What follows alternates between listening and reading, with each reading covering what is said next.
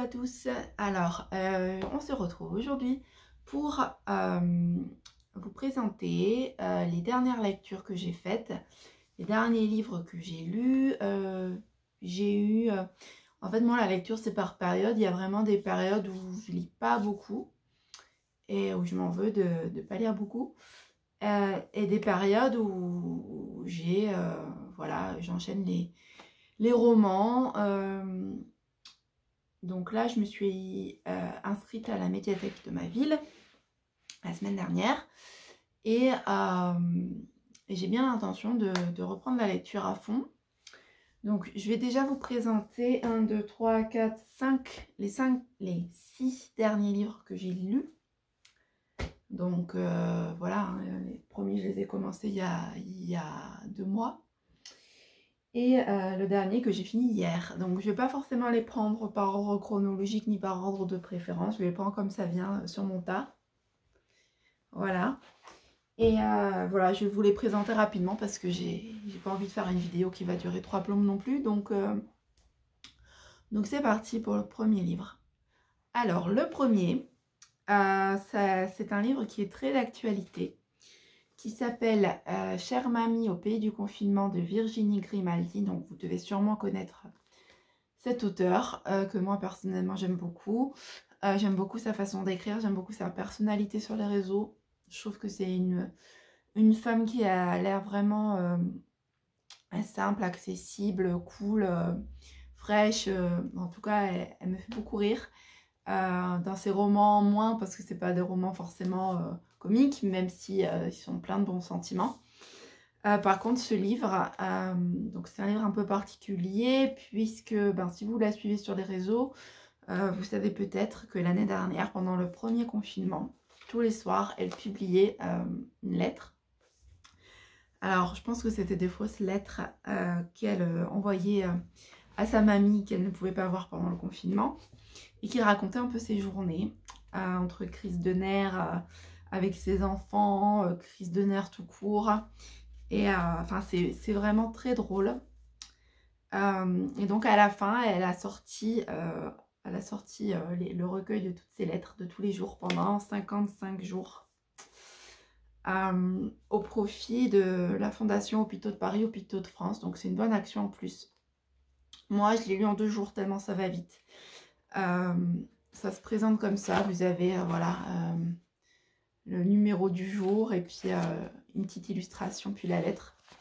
Et moi j'ai passé un bon moment, ça m'a un peu fait rire et c'est pas forcément voilà ce qu'on fait le plus en ce moment. Donc je vous le conseille, c'est en poche aux éditions Fayard et j'ai beaucoup aimé ce livre. Ça m'a bien détendu le soir avant de me coucher. Donc voilà pour le premier. Alors le second, je l'ai pris à la médiathèque, je l'ai fini hier soir. Je l'ai encore bien dans la tête. C'est le premier livre que je lis d'elle, mais je pense pas le dernier. D'ailleurs, j'en ai acheté un autre l'autre jour. C'est Mémé dans les orties d'Aurélie Vallogne, dont vous avez peut-être aussi entendu parler. Alors, pour vous le résumer, c'est un roman contemporain, feel good, sur un monsieur, donc un vieux monsieur qui s'appelle Ferdinand, qui vit tout seul, qui est très bougon, très... il aime pas trop les autres, il a divorcé, il s'est retrouvé tout seul, sa fille vit à Singapour avec son petit-fils. Et oui, à part son chien, en gros, c'est le seul être vivant qui l'intéresse. Il s'entend très très mal avec la concierge de son immeuble qui est une vraie pourriture, on peut dire, qui fait tout pour le provoquer et pour lui faire péter un plomb. Et il va rencontrer une petite fille dans son immeuble qui va le faire changer de point de vue, de tout. Et c'est très touchant.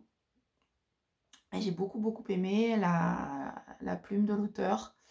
C'est vraiment au cœur des sentiments. Enfin, vous savez, c'est tout ce que j'aime. Et la rencontre avec cette petite fille et aussi avec une mamie de l'immeuble que j'adore ce personnage, Madame Claudel. Voilà, c'est très attachant, c'est très touchant. Il y a juste un petit truc qui m'a un peu perturbée, s'il faut vraiment trouver un truc, c'est la façon dont la petite fille qui est censée avoir 8 ou 9 ans, il me semble, dans l'histoire, s'exprime.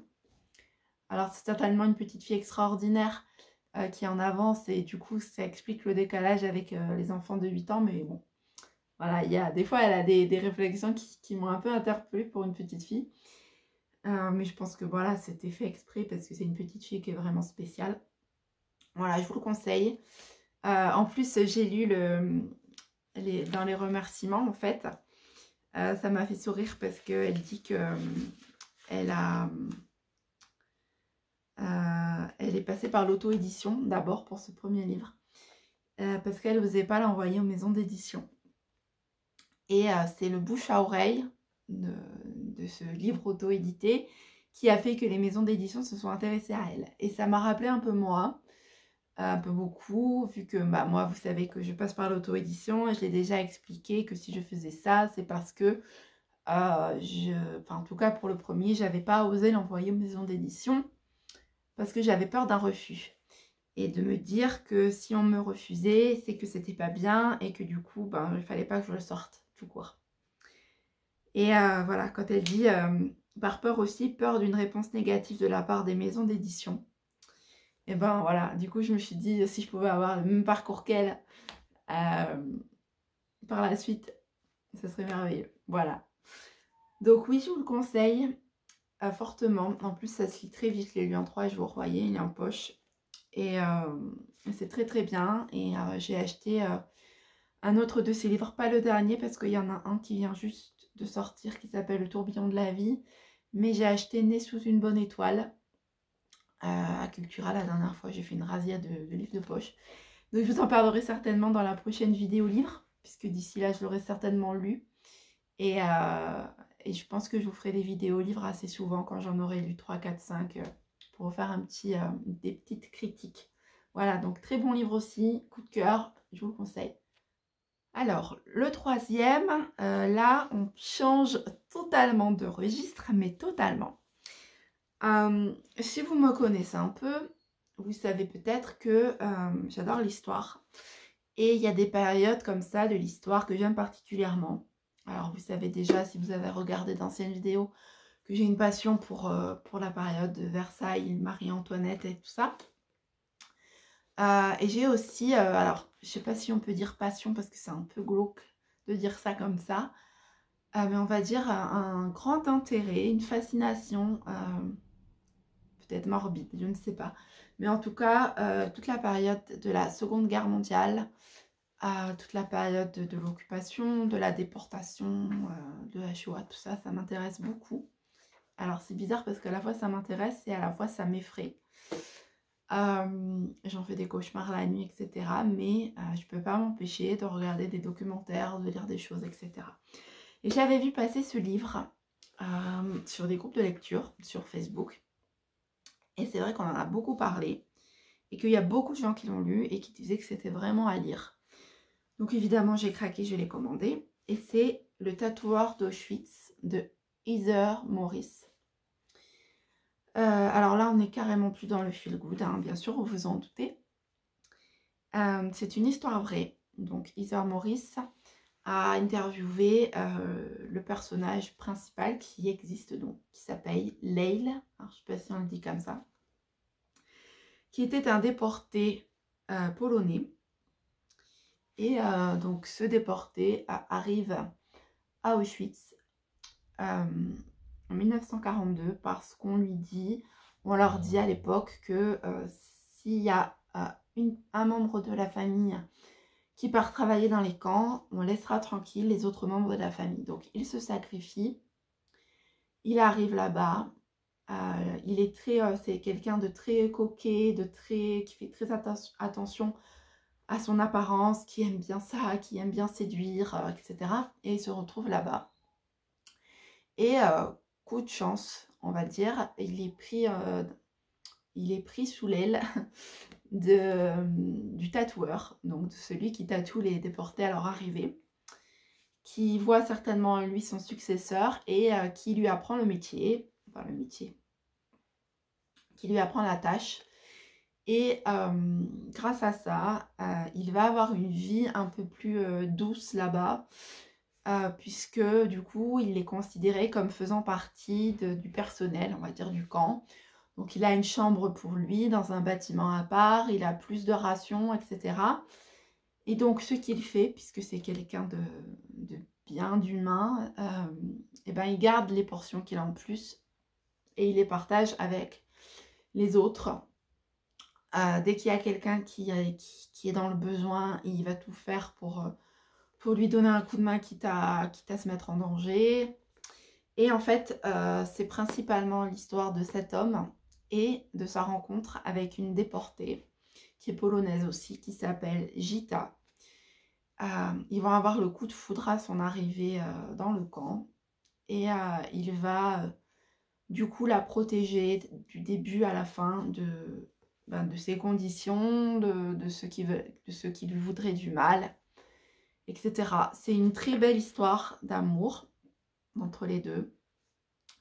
Et en même temps, autour de cette histoire d'amour, il nous raconte tout ce qui se passe dans ce camp. Donc c'est très dur, certains passages m'ont mis des hauts le cœur, évidemment. On ne peut pas rester insensible à ça. Et voilà, ce monsieur, il a absolument voulu raconter ça à cette journaliste qui l'a retranscrit.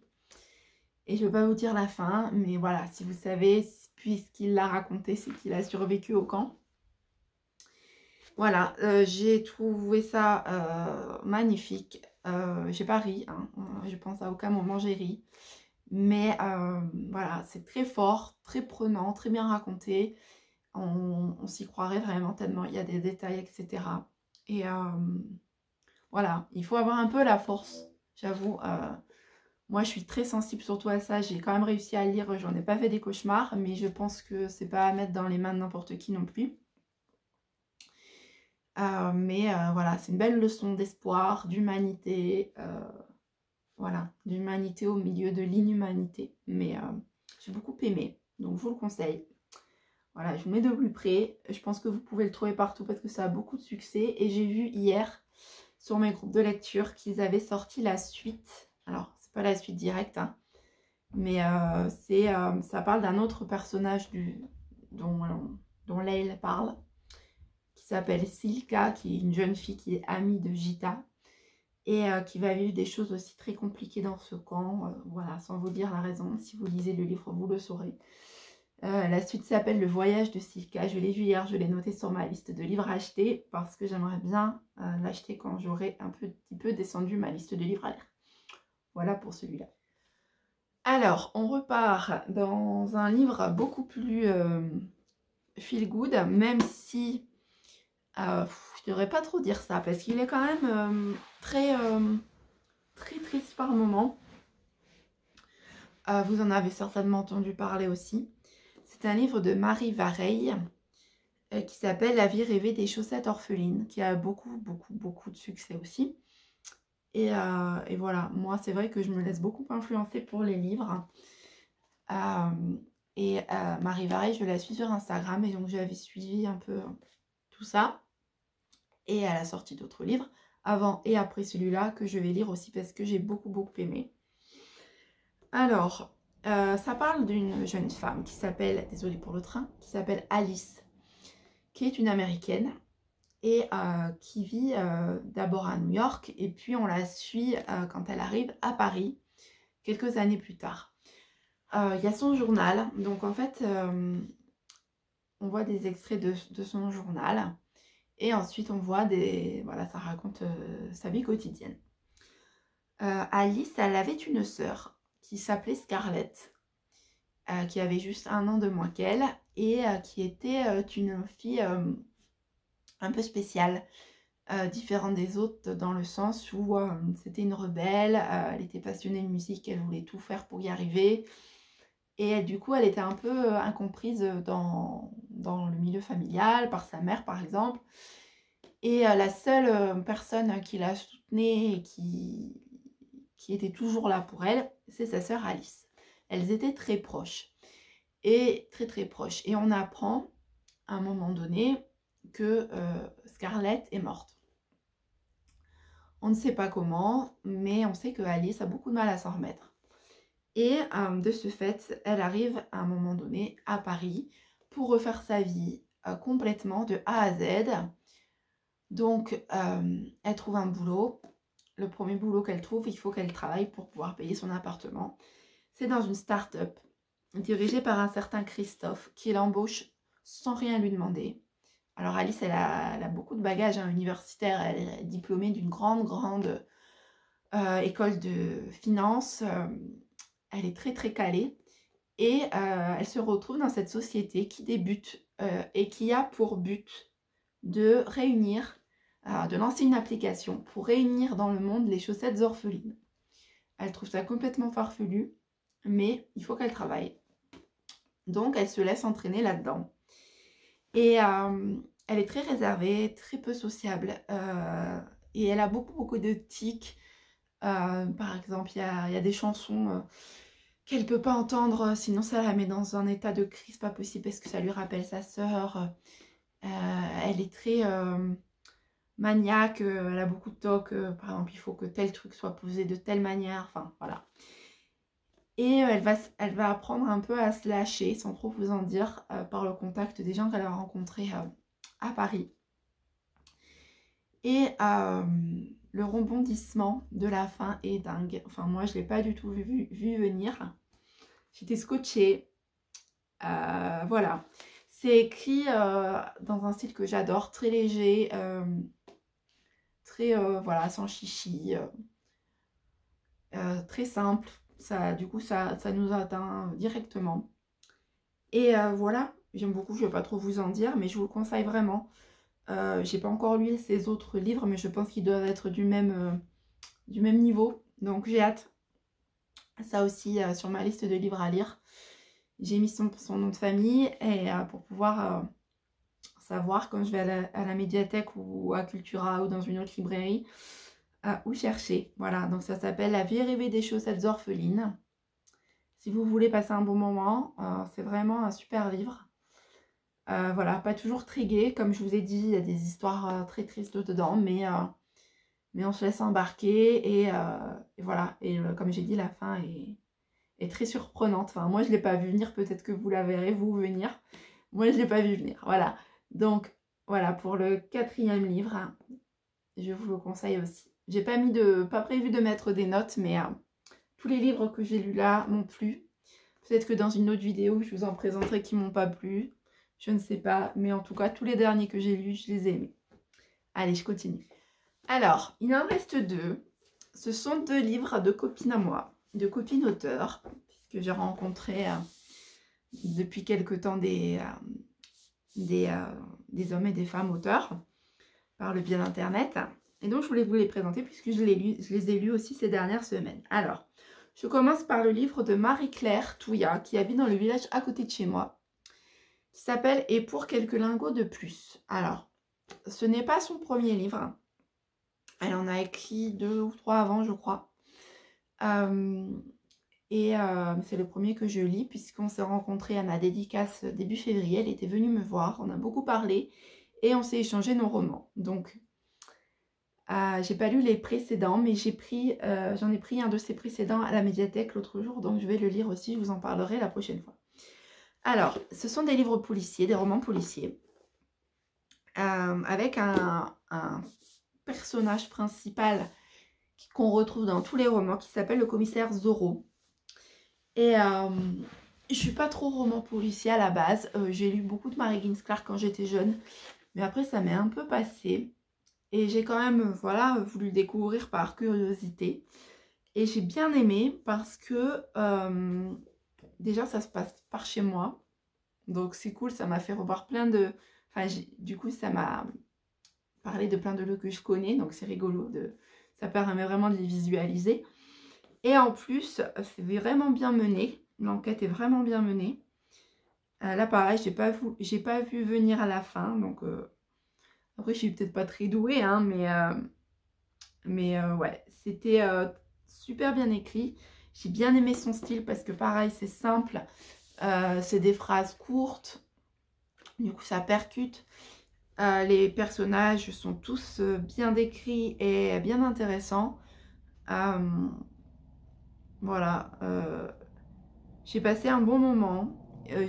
Enfin, à quoi on voit qu'on passe un bon moment quand on lit, c'est que quand on est fatigué et que ce serait l'heure de le refermer et de le poser et de dormir, eh ben on n'y arrive pas. Et là, ça m'a fait ça en fait. J'avais vraiment envie de continuer, continuer, continuer. J'avais les yeux qui se fermaient, j'en pouvais plus, mais j'avais pas envie de lâcher.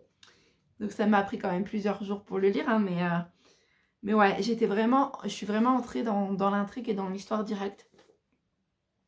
Et j'ai eu envie d'avoir la fin. Donc là, je sais qu'elle travaille sur le suivant. Donc j'ai hâte, mais avant, je lirai ceux d'avant pour là. Et donc, oui, le commissaire Zorro, on le retrouve dans tous les romans. Sauf le premier qui parle d'autre chose, je crois, qui n'est pas un roman policier. Et je trouve ça sympa, c'est un peu comme les Hercule Poirot, les Arsène Lupin, enfin, tous ces romans où on retrouve les mêmes personnages, mais où on peut lire les enquêtes indépendamment les unes des autres et pas forcément dans le bon ordre. Donc c'est ça qui m'a plu. Et voilà, Marie-Claire Touillat, je vous recommande de la suivre, parce que c'est aussi une artiste plasticienne, etc. Et c'est quelqu'un de très sympa et de très intéressant de discuter avec elle. Donc voilà. Hop, je le rapproche. Et vous pouvez le trouver sur internet, hein, sans problème. Et n'hésitez pas à la suivre aussi sur les réseaux, parce qu'elle est chouette. Voilà. Et je dis pas ça parce que c'est une copine. Et donc le dernier. C'est aussi une copine du groupe d'auteurs. C'est Virginie Lloyd. Et c'est Cher bonheur, j'ai pris la liberté de t'écrire, dépêche-toi de répondre. Et j'adore le titre déjà, rien que le titre. Alors, Virginie, c'est une auteure qui vit à Toulouse, donc pas très loin de chez moi non plus, que j'ai pas encore eu la chance de rencontrer, mais j'espère bientôt parce que je lui dis que je voulais ma dédicace à l'intérieur du livre. Elle a écrit plusieurs livres, alors ça c'est son deuxième, elle en avait écrit un avant, avec un titre aussi super mais que j'ai oublié. Qui t'a tué, autant le faire dans l'ordre, un truc comme ça. Et le troisième s'appelle La valse des éphémères, qui me fait bien de l'œil aussi. Donc pareil, j'ai bien l'intention de tous les lire. Parce que j'ai vraiment adoré celui-là. Et je dis encore une fois, je dis pas ça parce que c'est ma copine. C'est un roman feel good contemporain, voilà. Qui se passe à Toulouse et qui raconte l'histoire de la rencontre entre un petit garçon autiste qui s'appelle Augustin et un ancien taulard qui s'appelle Victor. Et Victor vient habiter dans l'immeuble d'Augustin après sa sortie de prison. Et ils se rencontrent. Ils ont un lien très très fort dès le début, dès leur rencontre. Il se passe un truc entre eux d'inexplicable. Et Augustin va beaucoup aider Victor à remonter la pente après la prison. Par son humour, par la façon dont il a de le secouer un peu, à sa façon.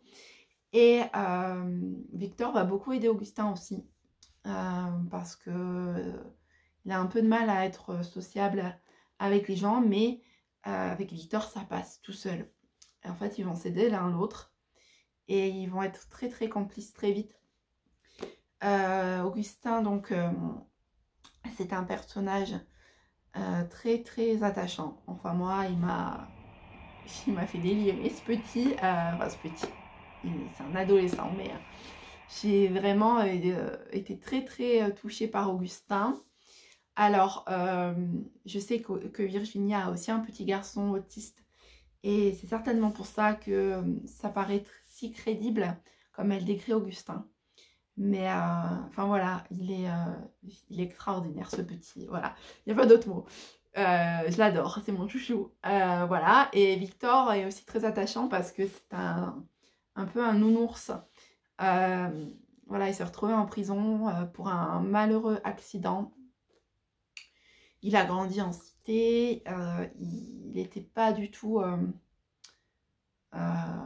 voilà, il avait un frère qu'il aimait beaucoup et qu'il défendait toujours. Et puis un jour, son frère a pris une balle perdue lors d'une guerre de gang, on va dire. Et il se trouve que la balle perdue, c'était Victor, mais c'était vraiment une balle perdue pour le coup. Et donc il se retrouve en prison, donc il ne voit plus sa famille évidemment, puisqu'il lui en veut beaucoup. Et, voilà, il n'est pas retourné après sa sortie de prison dans sa cité. Il voulait changer de vie, tirer un trait sur tout ça, sur tous ses mauvais souvenirs et recommencer sa vie. Donc il est passionné de jardinage et il vit sa petite vie tranquille avec Augustin pas loin. Et voilà, et c'est leur histoire et c'est vraiment très touchant. Et il y a des scènes vraiment qui m'ont tiré des larmes. Il y a des scènes qui m'ont fait rire aussi beaucoup. Et voilà, je ne vais pas trop vous en dire, hein, encore une fois, mais je vous le conseille vraiment. Voilà, Virginie, elle a une façon de raconter, comme je lui ai dit après avoir lu le livre, même avant d'avoir fini. J'adore ton style. Pareil, c'est simple, sans chichi, et ça va direct au cœur. Vous savez que c'est ce que je préfère, lire et écrire. Et du coup, je me suis vraiment retrouvée, alors peut-être j'ai pas son talent encore, mais je me suis vraiment retrouvée dans sa façon de raconter les choses. Voilà. Donc, coup de cœur aussi pour ce livre. Voilà, je voulais vous en parler parce qu'évidemment, vous allez moins en entendre parler que celui-là, hein, ou que celui-là, ou que les autres. Hein, forcément, hein, c'est de l'auto-édition. Mais ça vaut le coup. Voilà. Et moi, je l'ai acheté sur Amazon, mais vous pouvez aussi passer par son site pour l'avoir si vous ne voulez pas passer par Amazon. Et voilà, c'est vraiment un petit bijou de poésie et d'amour et d'espoir. Voilà. Donc, je vous le conseille. Je vous les conseille tous. Hein. Tous ceux dont je vous ai parlé aujourd'hui, c'est vraiment des coups de cœur. Et voilà. J'espère que cette vidéo, elle vous a plu, vous a donné des idées de lecture. Et voilà, si ça vous plaît, dites-le moi. Je vous ferai peut-être une vidéo le mois prochain avec mes nouvelles lectures d'ici là. Ça peut être bien. Et comme je vous ai fait des vidéos sur les séries, sur les pays que je rêve de visiter, ça vous permet aussi de mieux connaître mes goûts. Ben voilà, écoutez, je vous laisse. Cette vidéo sortira mardi 20. Donc si vous la voyez avant le 23, sachez que ma cagnotte Ulule est toujours en ligne. Vous avez le lien dans la barre d'infos. On est bientôt à la fin puisque ça finit le 23. Donc on lâche rien jusqu'à la fin. Et si vous avez aimé cette vidéo, dites-le moi aussi. Dites-moi, s'il vous plaît, si vous avez des conseils particuliers de lecture que je pourrais rajouter à ma liste de livres achetés. Et comme ça, ça peut donner aussi des idées aux personnes qui liront les commentaires en voyant les vôtres. Voilà, je vous laisse. Je vous remercie. Je vous souhaite une bonne journée, une bonne soirée. Et je vous fais plein de bisous. Portez-vous bien. À bientôt. Bisous.